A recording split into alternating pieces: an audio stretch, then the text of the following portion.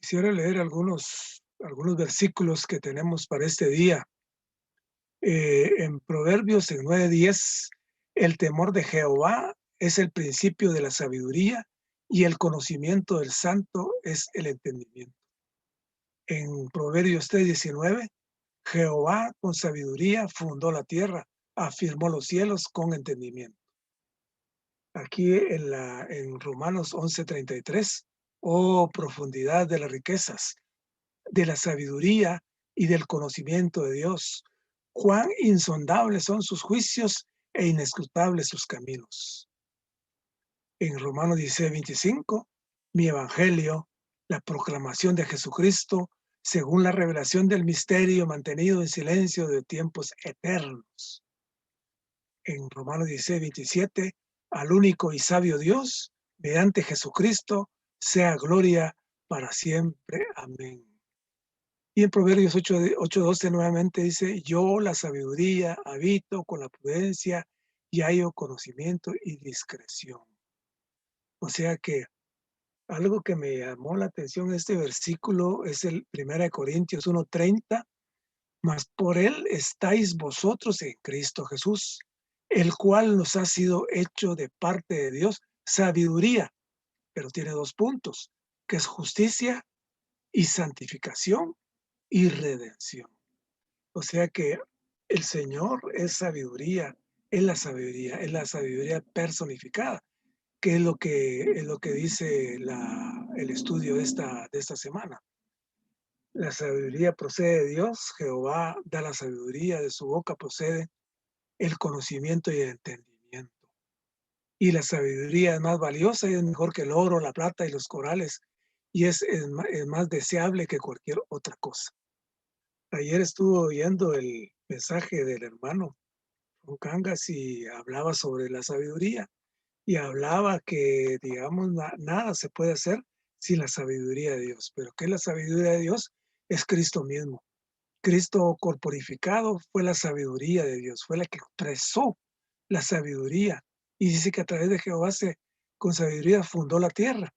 ¿Y quién fundó la tierra? Cristo. Cristo, el Dios triuno.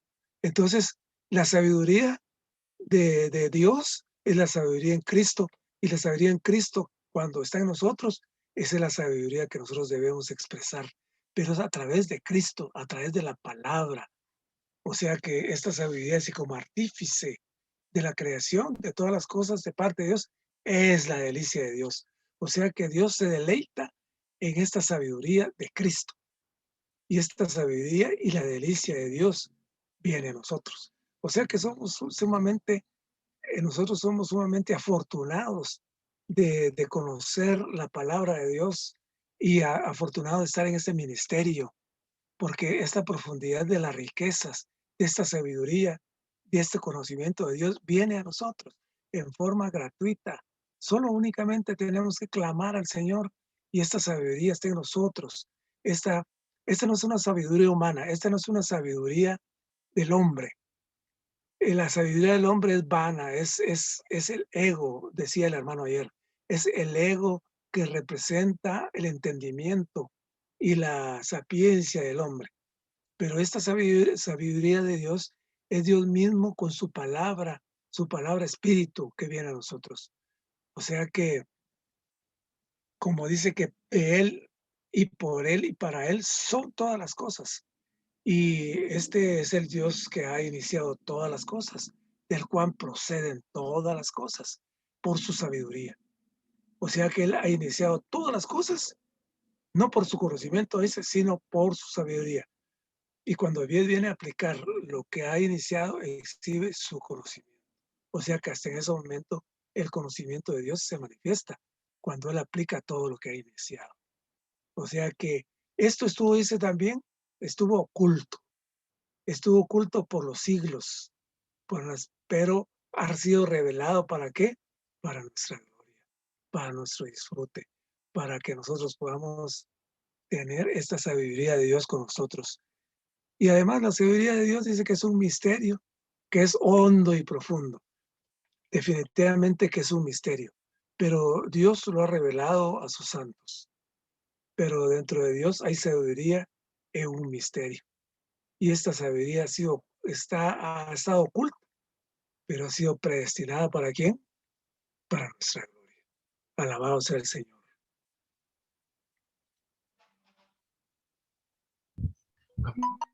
El librito de Cristo todo inclusivo y estaba disfrutando acerca de las riquezas de la buena tierra.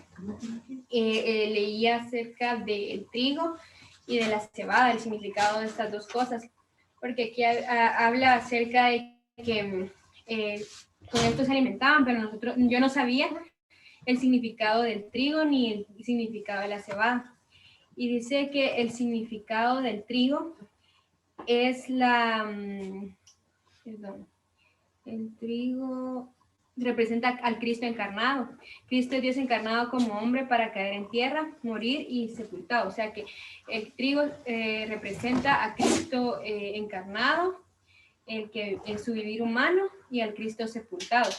Pero la cebada representa al Cristo que fue resucitado. Y me llamaba mucho la atención este aspecto porque hablaba acerca de la cebada, que cuando el Señor repartió los 5 panes y los peces que tenía, este pan era de cebada. Y yo nunca me había dado cuenta de esto. Pero esta cebada que él reparte, nos damos cuenta que se convierte en pan ilimitado para todas las personas. Cuando el Señor Jesús resucitó, Él se convirtió en una persona ilimitada. Por eso es que el trigo es representado como el Cristo en su encarnación, y todo eso es un Cristo todavía limitado, pero cuando Él resucita, Él ya puede expandirse a todos nosotros, y eso llega a ser un Cristo ilimitado. Pero me gustaba mucho un testimonio, dice que una hermana, el hermano Lee dice que una hermana una vez se le acercó y ella le decía que ella estaba frustrada porque ella vivía con su suegra, pero tenía demasiados problemas con esa señora y ella no sabía qué hacer, le dice al hermano. Pero después ella dice, yo me puse a orar y me di cuenta que con esta limitación yo debo tocar al Señor. Y esta es la experiencia del trigo. Nosotros debemos tocar al Señor como este Cristo limitado. Aún con las limitaciones de nuestra vida, nosotros debemos simplemente acercarnos a Él. Debemos disfrutarlo tanto como el Cristo limitado, como el Cristo ilimitado, depende de la situación en la que nos encontremos. Y le oraba al Señor que en toda situación aún me lleve a disfrutarlo, a tomarlo como este trigo. Amén. Hermanos, por esa semana. Pues una de las cosas que pude apreciar del libro de Proverbios, pues es de que los hermanos nos explicaron de que debíamos de ver los cristales que hay ahí. Y ciertamente hace mucho tiempo yo consideraba que Proverbios pues era muy humano y que hablaba de la sabiduría humana. Pero en realidad este libro de Proverbios nos habla nos lleva a comprender la sabiduría divina. Y decía el hermano que realmente la sabiduría es creadora de algo, ¿verdad? Mientras que el conocimiento es algo práctico cuando ya algo fue creado. Y me llamaba mucho la atención porque realmente Cristo es la sabiduría de Dios. Cristo es esa persona que en él no solamente está la sabiduría de Dios, sino que es la misma sabiduría de Dios. Y en la Biblia nos muestra esta multiforme sabiduría, todos los aspectos de esta sabiduría. Pero me llenaba el asunto de que realmente la sabiduría es una manera de hacer las cosas. Esa forma en la que yo hago las cosas, eso es sabiduría. Entonces disfrutaba mucho porque, pues decía en el texto que todas las cosas que nosotros no podamos hacer, eso significa que necesitamos a este Cristo en su sabiduría, o a Cristo como la sabiduría de Dios. Y me ponía a pensar en el montón de cosas, el sinfín de cosas que yo no puedo hacer como un hombre, como decía el hermano Eduardo en su compartir. Que yo no puedo ser como el Señor Jesús, digamos, en lo que yo soy, pero la manera es Cristo. Esa manera de llegar a Dios es Cristo. Y pues todo lo que nosotros no podamos hacer, lo que nosotros querramos hacer fuera de este Cristo es necedad, ¿verdad? Y el libro de Proverbios nos habla acerca de la necedad del hombre. Hermanos, no debemos de ser necios, ¿verdad? Si hay una manera de hacer las cosas es Cristo. Si hay una manera de resolver los problemas, es Cristo. Si hay una manera de ser transformados, únicamente es Cristo, ¿verdad? Estamos cerrando pensando que la solución es que nosotros seamos mejores o que quizá tengamos más cosas o que quizá podamos hacer algo por Dios, pero en realidad nosotros no podemos hacer nada, ¿verdad? Todo se encuentra en este Cristo maravilloso. Realmente esta palabra sabiduría nos lleva a mucho, pero la construcción de lo que Dios hizo a través de Cristo es un asunto misterioso, pero de gran sabiduría. No ha habido en toda la historia de la humanidad, ni lo habrá, una sabiduría tan grande como esta persona, quien se hizo hombre y que logró el propósito de Dios, quien hoy está en nuestro espíritu como la sabiduría de Dios. Entonces, el conocimiento está en la mente, pero la sabiduría está en nuestro espíritu. ¿A dónde debemos de ir cuando nosotros tenemos un problema? No debemos de acudir al vecino, ni debemos de acudir a cualquier persona, sino que debemos de ir a Cristo, ¿verdad? Cuando nosotros necesitamos tomar una decisión muy difícil o muy sencilla, nosotros debemos de ir a Cristo. En Él se encuentra la sabiduría. Y si no, todo lo que hacemos es ser necios, ¿verdad? Le decía al Señor cuántas veces yo he sido necio y por esa necedad yo he tenido problemas. Por esa necedad yo no he podido hacer muchas cosas. Inclusive yo soy una persona que en mis finanzas soy muy malo para administrarlas, pero eso denota que yo no he venido a Cristo, ¿verdad? Porque Él es la manera de resolver esa situación de las finanzas. Y Él es la manera, inclusive cuando he tenido algún problema, por muy básico y sencillo que sea, quiere decir que yo no he venido a Él, ¿verdad? Me impresiona esta palabra porque si nosotros dirigiéramos nuestra vida en torno a esta persona maravillosa que es la sabiduría de Dios, muchos de los errores que hemos cometido no hubieran sucedido, ¿verdad? Sino que estuviéramos basados realmente en esta mente de Cristo, ¿verdad? Y hay no recuerdo dónde está el versículo, pero dice que nosotros tenemos la mente de Cristo, ¿verdad? Eso quiere decir que tenemos a Cristo hecho realidad como nuestra sabiduría. ¿En dónde está la sabiduría, hermanos? En nuestro espíritu. Ahí debemos de acudir, ¿verdad? Ahí debemos de ir. No debemos de ir ni siquiera a nuestra mente. Nuestra mente va a razonar algo que ya sabemos o conocemos, pero que a la larga no nos ha servido, ¿verdad? O nuestra mente nos va a llevar a otras cosas que nosotros no podemos experimentar, pero nuestro espíritu es el lugar adecuado porque ahí está esta persona, quien es la sabiduría de Dios. Amén. Amén. Amén.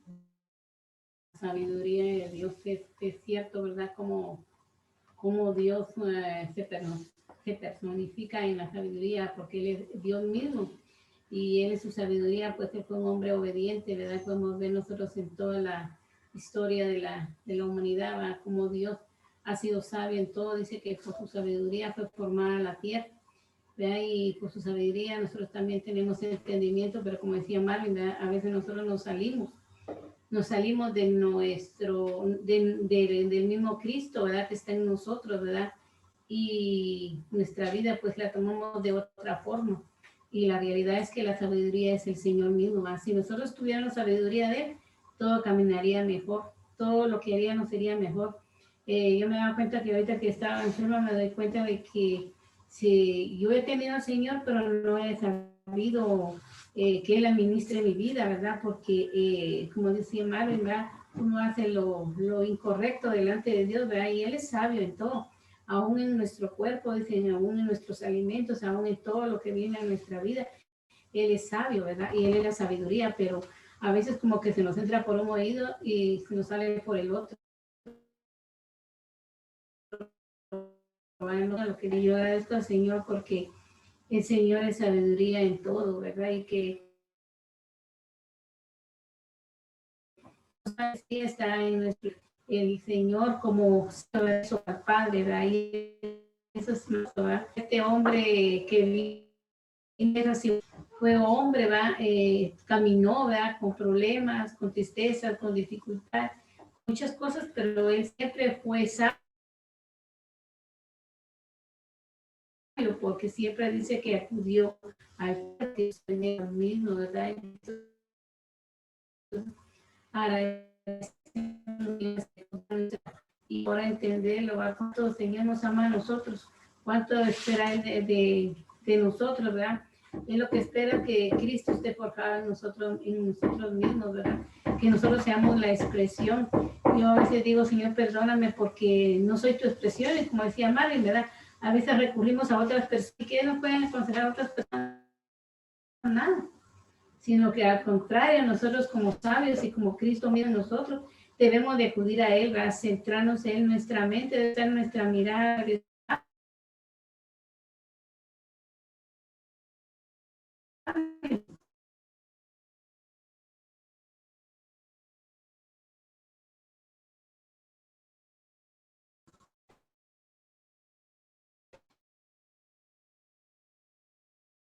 Y preguntar al Señor qué quieres que yo haga, ¿verdad? Porque nuestra vida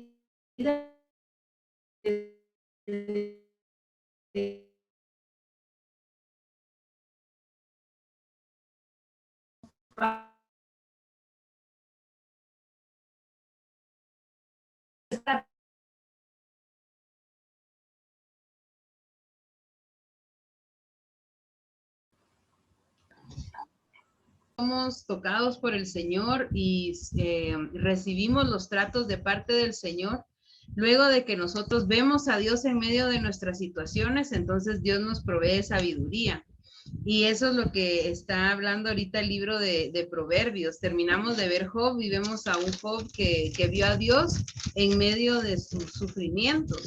Y ahora pues vemos la sabiduría de Dios en el libro de Proverbios. Me gustó mucho de que la sabiduría es diferente del conocimiento y la sabiduría es Dios mismo, es Cristo mismo, y como el hermano describe la manera en que incluso el Señor fundó la tierra y ha sido por medio de la sabiduría. ¿Y quién es la sabiduría? La sabiduría es Cristo. Y la Biblia dice que Cristo es hecho para nosotros sabiduría. Así que si nosotros deseamos conducirnos con sabiduría y obtener esta sabiduría y el consejo de Dios, necesitamos tomar a Cristo. Decía Marvin que la sabiduría, el conocimiento, pues la verdad que no es el Señor, ¿verdad? El conocimiento, pues podemos obtener conocimiento nosotros al estudiar un libro, al leer un artículo, pero la sabiduría la obtenemos al volver a nuestro espíritu. Así que la multiforme sabiduría de Dios podemos disfrutarla a través del disfrute que tengamos del Señor. Esta semana también disfruté mucho el libro de Lucas, y es que hemos visto bastantes aspectos del Señor en estos 7 capítulos que hemos leído. Y hablaba, dos cosas me llamaron mucho la atención, y una es que el Señor en el capítulo 6, Él sana, o más bien levanta de los muertos al hijo de una viuda. Y Él vio pasar el cortejo fúnebre y vio a la viuda muy triste y se acercó a ella y le pidió a su hijo que se levantara, y el joven se levantó. Entonces, luego también vemos al final del capítulo 7 a una mujer que cuando el Señor entra a comer a la casa de Simón, ella entró y le lavó sus pies con sus lágrimas, lo ungió y lo amó. Entonces, las personas lo criticaron mucho porque dijeron que cómo iba a ser posible que él estuviera, que por qué permitía que la pecadora estuviera ahí con él. Entonces le pregunta a Simón de que a quién se le habían perdonado más pecados, y dice el Señor de que al quien amó más se le perdonó, al revés, a quien se le perdonó más es el que ama más.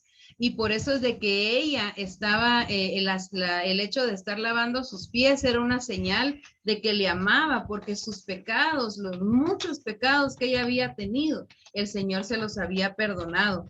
Pero con estas dos mujeres, por un lado la viuda, y por otro lado esta mujer pecadora que se le acercó al Señor, podemos ver al Señor como un Dios compasivo, como alguien lleno de humanidad, que se compadecía de las personas y aún del dolor de las personas y podía sanarlos. También el Señor les dice que quién tienen, porque lo criticaban, y les dice quién tiene necesidad de médicos sino los enfermos. Y Él había venido aquí no a los justos sino a los pecadores. Así que esta parte de aquí me gustó mucho y me conmueve al ver al Señor que no rechazaba a ninguno, sino que trataba a los pecadores con amor. Luego, bueno, en capítulos anteriores está la suegra de Pedro. Ellos fueron a la casa de Pedro y la suegra tenía fiebre. Y al instante, pues el Señor la sanó y ella empezó a servirles. También el caso de Leví, de Mateo, cuando el Señor le dijo que lo siguiera para que fuera su discípulo, él abrió su casa y la gente lo criticaba porque comía con recaudadores de impuestos, pero Leví no dudó en abrir su casa para recibir al Señor. Y en las notas dice de que una vez que nosotros somos salvos, debemos abrir nuestras casas para recibir a los hermanos, debemos abrir nuestras casas para recibir al Señor. Y este es otra cosa que me gustó, porque las personas, así como la suegra de Pedro y como Leví, una vez que fueron salvas, sirvieron al Señor, no esperaron nada para servir al Señor, o sea que no hay ningún requisito que debamos llenar nosotros para servir y amar al Señor, sino que una vez que somos salvos podemos hacerlo. Este libro de Lucas es bastante, es muy lindo, incluso habla acerca de, pues al igual que Mateo, nombra algunas bienaventuranzas, pero realmente son normas que él tiene para que nos conduzcamos nosotros en el reino. Y habla el hermano en las notas de que el Señor aún tiene, su moralidad es mucho más alta que la nuestra. Y lo que el Señor plasma aquí en este libro, habla de un Señor que aún la ley, él estaba encima de la ley de Moisés. Así que la manera de conducirnos en la casa de Dios, la manera de conducirnos en nuestra vida diaria, debe ser aún por encima de la ley, sino debemos conducirnos a través de vivir al Señor.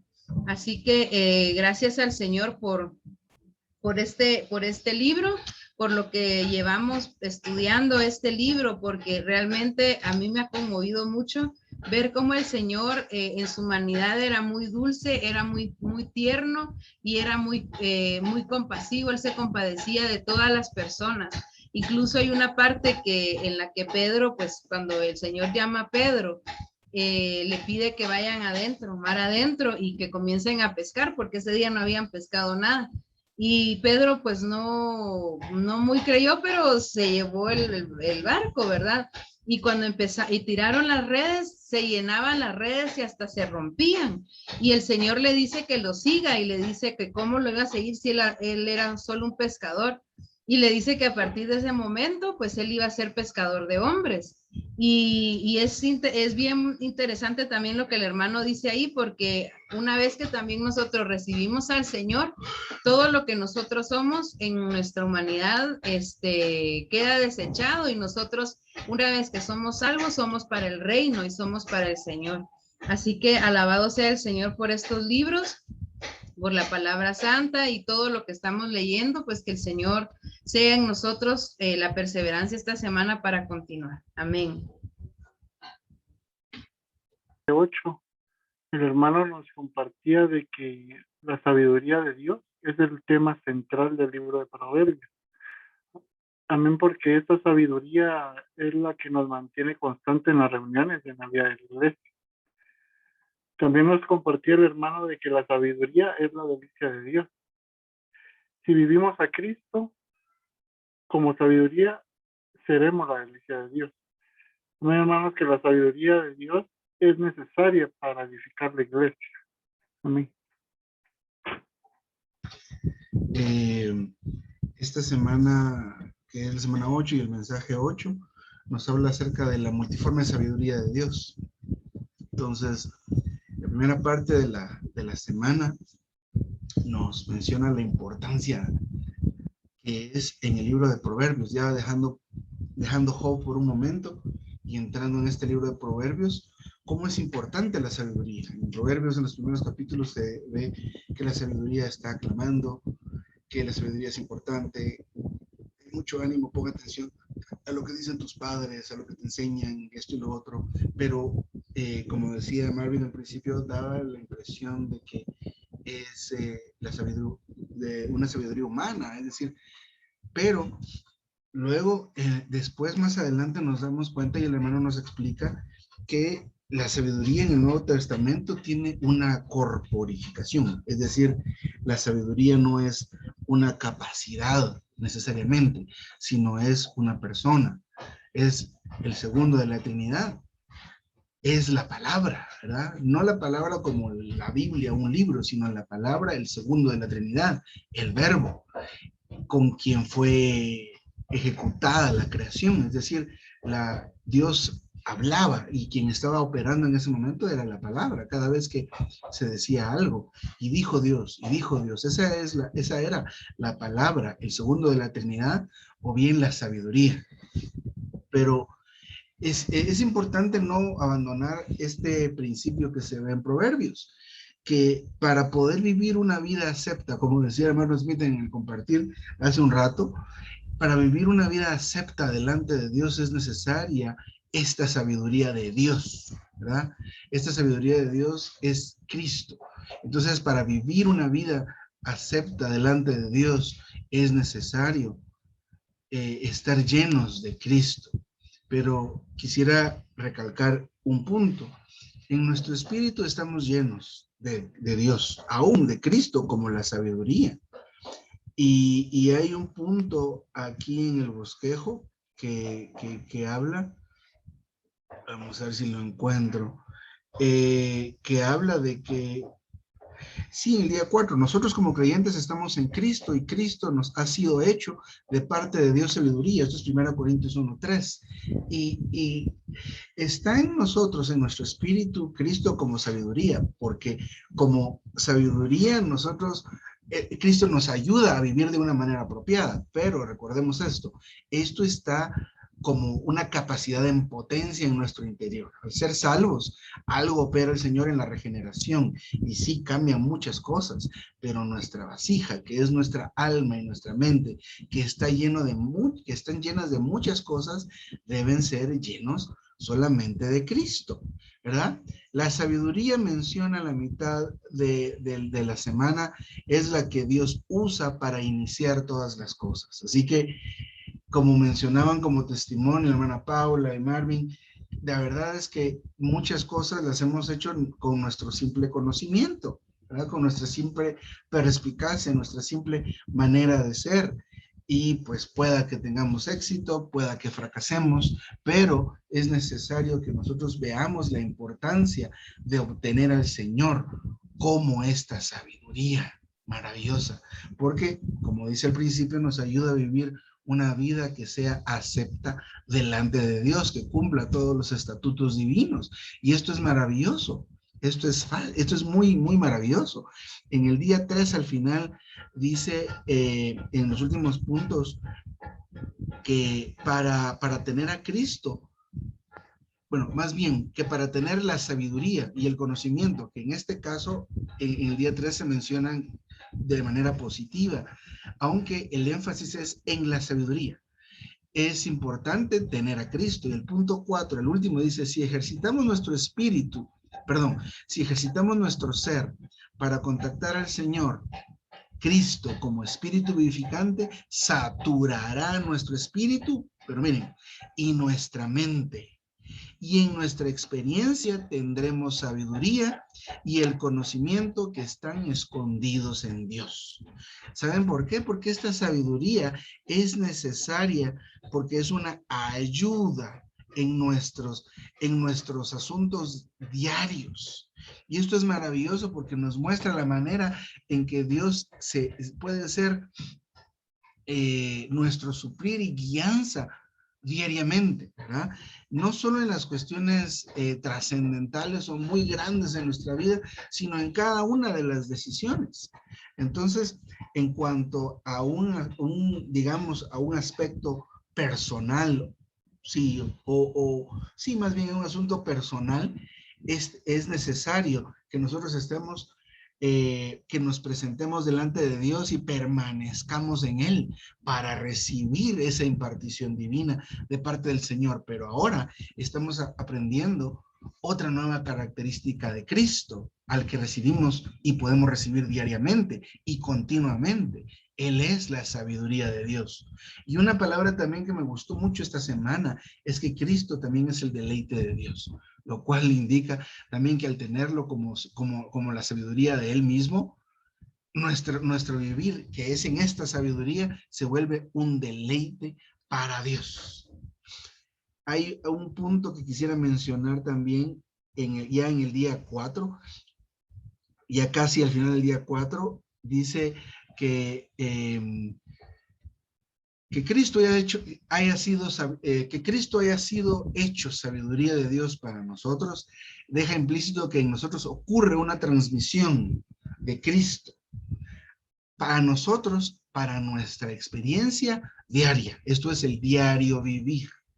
El número 3 dice, si permanecemos con el Señor a fin de recibir su impartición, Él será transmitido a nuestro ser como la sabiduría requerida para enfrentar diversos problemas y asuntos.